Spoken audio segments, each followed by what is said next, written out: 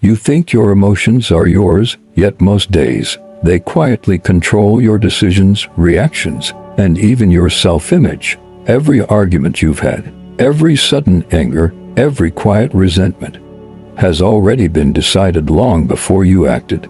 You pride yourself on thinking rationally, on staying composed, on being in control, but how often do you find yourself trapped in cycles of regret and impulsive reactions? It's a quiet accusation. You are not as in control as you believe. Your mind betrays you in ways you have long convinced yourself are normal. Have you noticed how small triggers can ignite disproportionate responses? How a word, a glance, or a thought can unravel hours, even days of calm? You may believe self-control is discipline, but perhaps you are confusing effort with freedom, reaction with identity. And yet, here you are, wondering why your emotions still surprise you, why the same patterns repeat despite your intentions, despite your knowledge, despite your will. But to understand this, we need to look deeper. Most people believe they manage their emotions through thought, reasoning, or sheer willpower, imagining that awareness alone shields them from impulsive reactions and outbursts in high-pressure situations. We are taught that if we pause, reflect, and analyze, we can control how we feel, and yet, the same triggers continue to provoke unease, irritation, or anxiety repeatedly. The illusion is subtle. When a difficult situation arises, we assume our composure is a reflection of mastery rather than a temporary alignment of circumstances that barely sustains our inner balance. You have likely convinced yourself that restraint, patience, and discipline are indicators of control, while overlooking the countless micro-reactions your mind silently negotiates, shifts, or suppresses without conscious input. It feels rational. This belief that control is external, measured, and demonstrable, yet your body, your thoughts, and your impulses reveal the truth in quiet betrayals you rarely notice. Consider the moments when someone cuts you off in conversation, or when a deadline looms, or when criticism lands. Your reactions are swift, instinctive, and often misaligned with your ideal self. You may assume this is an exception, a minor lapse, but repetition proves otherwise. The brain's patterns dictate your responses long before your conscious mind intervenes. And so the belief in conscious control comforts, giving an illusion of stability while masking the reality of constant negotiation between instinct, emotion, and learned habit. This is why most strategies that rely purely on willpower feel temporary, hollow, or insufficient, because the true driver of your reactions is hidden beneath conscious awareness, unnoticed and unacknowledged. And this is where most people misunderstand what's really happening. If this is already making sense to you, it means you're starting to notice patterns most people never see. Subscribe and let's keep exploring how the mind really works. Now, this is where things start to get uncomfortable. The first unsettling truth is that your emotions are not fully yours. They are a product of patterns, memories, and subtle cues you barely notice, yet they shape every reaction. You believe anger, anxiety, or excitement arrives in response to external events, but often it is the mind predicting outcomes, rehearsing scenarios, and triggering feelings before reality even unfolds. This creates a quiet tension, a sense of inevitability, because your brain anticipates, evaluates, and reacts faster than your conscious self can intervene or reflect. Every attempt to stay calm may feel like a personal failure, but in truth, the mind has been silently conditioning these reactions for years, often without your awareness. You may notice physical sensations, tightness in the chest, a rush of heat, or a sudden urge to speak or move, and you assume these are spontaneous, yet they are rehearsed signals. The first crack is realizing that your perceived mastery over reactions is then temporary and largely constructed by habit rather than conscious choice, a fragile mirage of control. And even the smallest triggers can shatter this mirage, revealing how quickly instinct and emotion can override logic, leaving the mind scrambling to regain composure. This is not a failure of character, but a reflection of how deeply your nervous system has encoded patterns, making reactions almost automatic before reasoning can intervene. And yet, this unsettling realization is just the surface, because there is a deeper layer beneath, where the mind's true motives and rewards for these reactions lie hidden. But to understand this, we need to look deeper. Your brain is a prediction engine, wired to anticipate threats, opportunities, and social outcomes, learning from repeated experiences to optimize survival rather than comfort or calm. From childhood, subtle reinforcement shapes every response. When your anger or fear was met with attention, avoidance, or control from others, neural pathways strengthened around those reactions, embedding them deeper. The mind is remarkably efficient. It records patterns, associates stimuli with outcomes, and automates responses to reduce energy expenditure, leaving you feeling reactive without understanding why you feel that way. Even today, in adult life, this system continues to operate, triggering impulses before awareness arrives, because the brain rewards repetition and consistency, not the accuracy or appropriateness of emotion. Consider moments of social pressure. Your body reacts with tension or withdrawal long before a thought arrives. Your brain learned these reactions were helpful in past situations, reinforcing survival logic over conscious intention. This conditioning explains why logic often fails. The more you try to override instincts consciously, the more entrenched these learned pathways appear. Because the brain prioritizes efficiency and familiarity over conscious correction. Emotional self-control is therefore not about suppression, but about understanding that your reactions were never meant to be fully conscious. They are learned responses, carefully tuned by repetition, circumstance, and subtle reinforcement. Even small experiences, criticism, approval, social comparison trigger echoes of prior conditioning, creating the illusion of immediate response while your brain quietly follows scripts written long ago. The more we resist or judge these reactions, the stronger the mind's automated defenses become, because the brain interprets resistance as a threat, strengthening existing neural patterns in the process. Every sigh, every flinch, every quick judgment is a trace of past reinforcement, a hidden reward structure that keeps your emotional machinery functioning automatically. And this reward is not always pleasant. It may manifest as anxiety, defensiveness, or irritation, yet the brain interprets repetition as successful calibration, reinforcing the same reaction again and again. To truly observe and influence these patterns, we must first accept that the mind has been earning something from every reaction, whether comfort, avoidance, or validation, without your explicit consent. And here is the subtle twist. The brain does not distinguish between adaptive and maladaptive responses. It simply reinforces what works to maintain coherence in a chaotic world. But to fully grasp how deep this runs, we must examine the hidden payoff, the reward that keeps these reactions alive despite our desire for calm. Every emotional reaction carries a quiet reward, even the ones you consciously dislike, because the brain does not repeat behaviors without receiving something in return. This payoff is rarely obvious, and that is why it remains powerful, operating beneath awareness while convincing you that reactions are accidental or unavoidable. Sometimes the reward is relief, a brief release of tension when anger erupts or anxiety takes over, allowing the mind to discharge pressure without solving anything. Other times, the payoff is control, because reacting quickly creates the illusion of agency, making you feel involved rather than passive in uncertain situations. There is also familiarity, which the brain values deeply, because familiar emotional states feel safer than unknown calm, even when familiarity is uncomfortable or painful. Your nervous system recognizes emotional turbulence as known territory, while calm can feel strangely empty, unstructured, or even threatening to identity.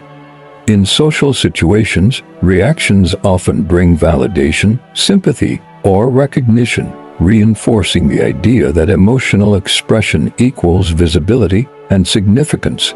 Even withdrawal or silence can carry a reward, protecting the ego from vulnerability while reinforcing the belief that emotional distance equals safety. The mind learns quickly which reactions preserve self-image, avoid discomfort, or maintain relational balance, even when these reactions create long-term emotional exhaustion. This is why trying to eliminate reactions through force rarely works, because the brain is not defending chaos, it is defending perceived benefits. When calm threatens these rewards, the nervous system resists quietly, creating restlessness, irritation, or doubt to pull you back into familiar emotional patterns. The hidden payoff keeps reactions alive, not because they are useful now, but because they once were, and the brain has not updated the story. And here is where discomfort grows, because this payoff begins to intertwine with how you see yourself, not just how you react. Because once a reaction becomes rewarding, it starts shaping identity, and identity is where change becomes difficult. And this is where the problem stops being emotional and becomes personal. Over time, emotional reactions stop feeling like behaviors and begin to feel like personality traits, woven quietly into how you describe yourself to the world. You may think of yourself as intense, passionate, sensitive, or reactive, without realizing these labels are built from repeated emotional patterns. The mind prefers identity stability because identity creates predictability, and predictability allows the nervous system to relax, even when the identity causes distress. Once reactions merge with identity, logic loses power, because changing reactions feels like erasing part of who you are. This is why advice often feels threatening rather than helpful, because it challenges not behavior, but self-concept. The brain defends identity fiercely, interpreting attempts at emotional regulation as loss, suppression, or self-betrayal. Even moments of calm can feel unnatural, as though you are abandoning something essential, something that once protected you. This trap keeps you circling the same reactions, because familiarity masquerades as authenticity, convincing you that emotional intensity equals truth. But identity is not truth. It is repetition remembered, reinforced through time until it feels inseparable from the self. The mind confuses consistency with integrity, even when consistency keeps you emotionally reactive and exhausted. This explains why awareness alone does not dissolve reactions, because awareness threatens identity without offering immediate replacement. The nervous system asks a quiet question: if I let this go, who am I without it? Until that question feels safe, the mind clings to reactions as anchors, not because they are correct, but because they are known. The identity trap is subtle, because it convinces you that emotional self-control would make you less real, less expressive, less human. But this belief is not the end of the story, because there is another way to see emotional control entirely. And this is where perspective begins to shift. What if emotional self-control is not about suppression, but about seeing reactions as signals, not definitions of who you are, allowing observation without judgment to emerge quietly? The brain has spent years associating intensity with identity, but this association is a story, a pattern mistaken for truth, which can be reframed without erasing experience. Reframing begins with curiosity, noticing reactions as data points, not verdicts, recognizing the automatic surge of anger, anxiety, or desire as information about context, not character. When you observe reactions this way, they stop feeling threatening, because the mind no longer confuses behavior with value, and calm can enter naturally, without caution. This does not remove the initial impulse, It simply changes the space in which it appears, allowing the nervous system to respond rather than react. Your attention is the key, not willpower. What you watch grows, what you label, contains, or resists diminishes subtly over time without force or shame. Even moments of discomfort become opportunities to witness, to trace the pattern without judgment, noticing triggers, bodily tension, and thought loops as transient, not defining, and not permanent. The shift is internal, quiet, and often unnoticed, yet it begins to untangle identity from reaction, loosening the compulsive connection between stimulus and response. With practice, calm becomes familiar territory, no longer alien or threatening, because the brain experiences safety in observation, not suppression, and the nervous system relaxes into presence. This perspective reframes control as understanding, as spaciousness, as a relationship with self rather than a performance for others, dissolving old narratives of reactive necessity. Old habits do not vanish immediately, but awareness transforms how they land, turning familiar emotional storms into waves you can observe without drowning in them. Calm is not effortful. It is a natural equilibrium discovered once the story of identity and reward is seen clearly, and the brain no longer fears loss. Even anger or fear can coexist with observation, because what is witnessed loses its power to dictate thought, action, and self-perception, creating space for choice instead of compulsion.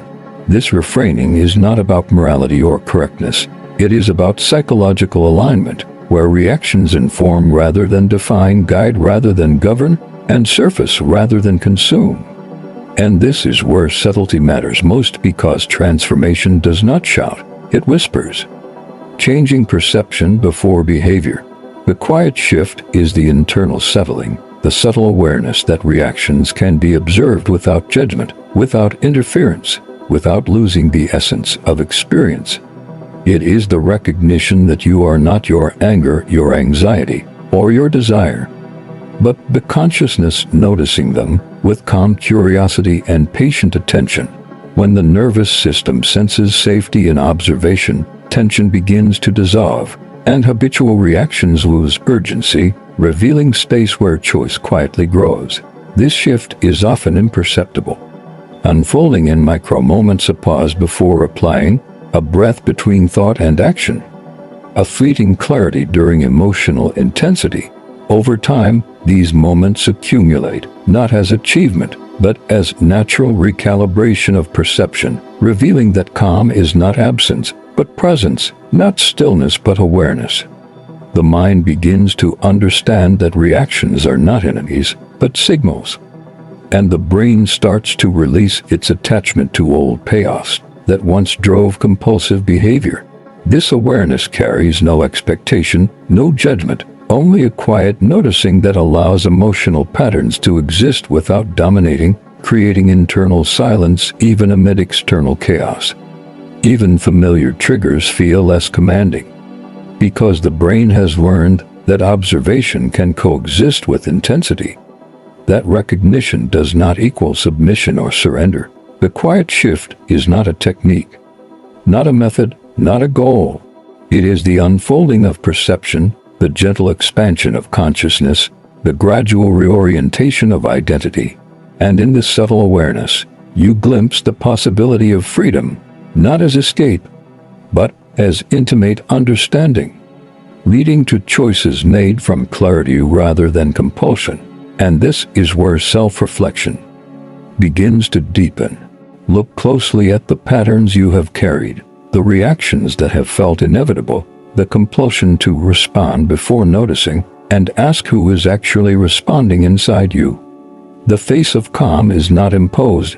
It is discovered when you witness tension without identification, when thought and emotion pass through awareness without altering your center. Notice how many of your impulses are echoes of old stories rehearsed by experience, assumed to be truth, yet dissolving as you observe them, moment by moment.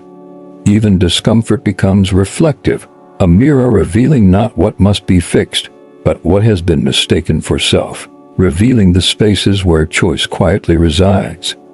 There is a rhythm to awareness, subtle, often ignored, but always present, waiting to be acknowledged. And it is here that your reactions begin to lose urgency and gain perspective. The mind, previously driven by old payoffs and reward loops, now starts to feel the unfamiliar freedom of observation without attachment, noticing without reacting, and resting in the present. This is not mastery in the conventional sense, not achievement, not performance, but a silent internal witnessing that redefines relationship to experience, dissolving fear of losing control. Each moment of noticing strengthens the sense that calm is not absence of emotion, but presence of attention, where even intense feelings can coexist without domination. And in this quiet reflection, you recognize that emotional self-control is never about suppression, but about alignment, about space, about the gentle unfolding of awareness within yourself. And as the mirror settles, a new internal silence begins, one that does not demand, does not insist, but simply is, waiting to be lived. The journey does not end with understanding, because calm is not a destination, it is a process, unfolding in every observation, every breath, every moment of noticing. You may leave this space today unchanged externally, but internally a subtle shift has begun, imperceptible yet profound, quietly altering the relationship between stimulus and response. No technique, no trick, no willpower has been required, only presence, only awareness, only the willingness to see reactions without surrendering to them. In this space, you glimpse what has always been possible: choice, freedom, and the quiet mastery that emerges when identity no longer clings to impulse.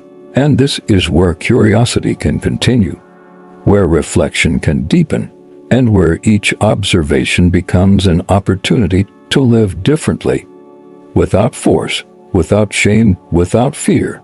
Allow the mind to rest in this possibility, noticing, watching, witnessing, and you may find that the simplest act, observation, is the most profound form of self-control.